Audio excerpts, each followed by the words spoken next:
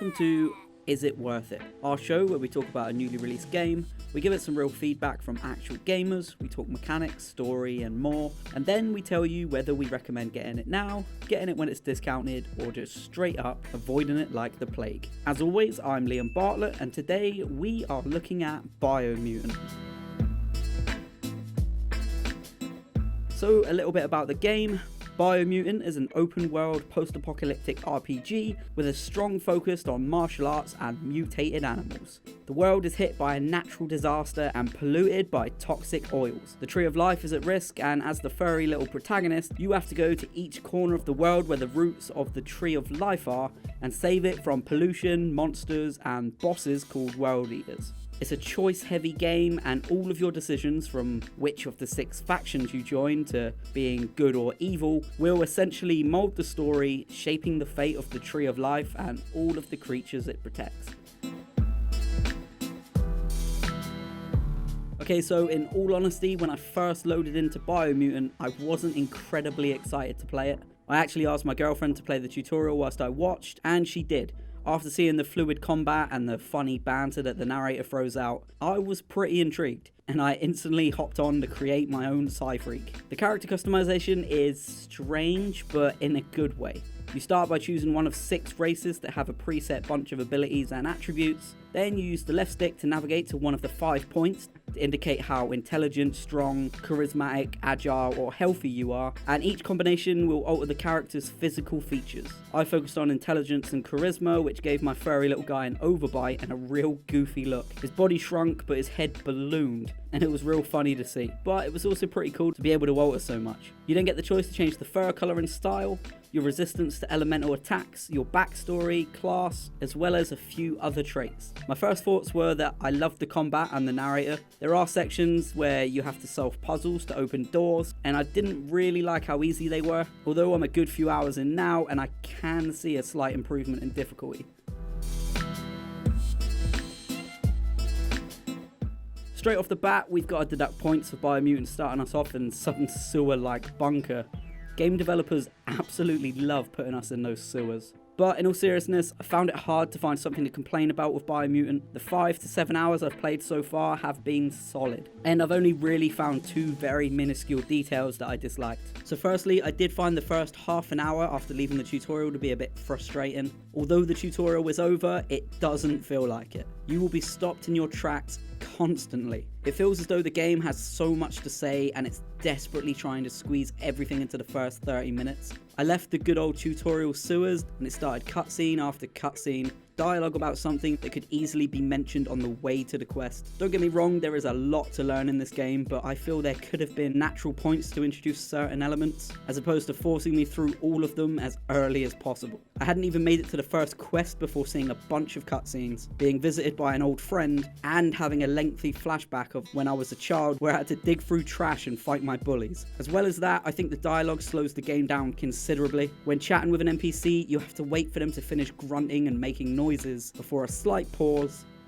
and then finally the narrator swoops in and translates for you. I do actually like the use of the narrator, especially when he shouts things like click clack crunch when you mow down enemies, but having to listen to 2 instances of the same sentence in an already long dialogue exchange can get a bit grating. It's a small gripe and it's probably only going to be me that it annoys, and it isn't game breaking, so I'm gonna keep playing. For starters, the combat is incredibly fun. I went for the Psy-Freak, so I have these little electric gloves when I fight. Mixing some shocking martial arts with dual pistols, flips, and basically magic made me feel like an absolute badass. You get the chance to parry and counter-strike almost like a Batman game, but not as polished. You can flip over an enemy's head, land behind them and kick them flying. I found that fighting the smaller enemies is much more satisfying, just because you can throw them around and use special moves. With the bigger enemies, if I'm honest, I tend to spam them with ranged attacks and just roll constantly. It is definitely not as elegant. And while we're on the subject of looking good, this game looks incredible.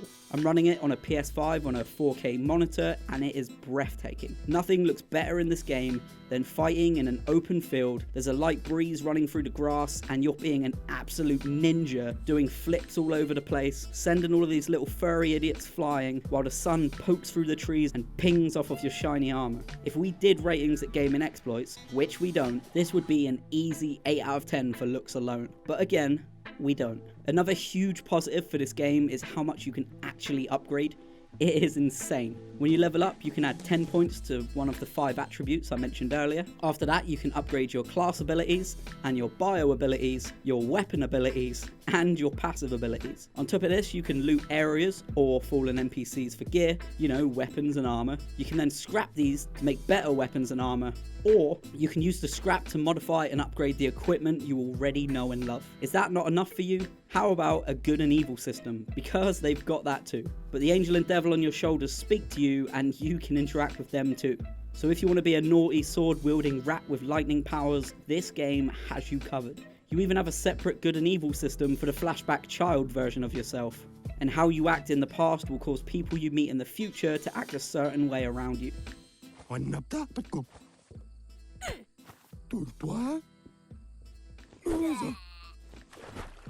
The story has kind of flown under my radar while playing the game just because everything else is so fun. It's not to say that I don't know what's going on, but more because I just want to get back to being a badass little ninja.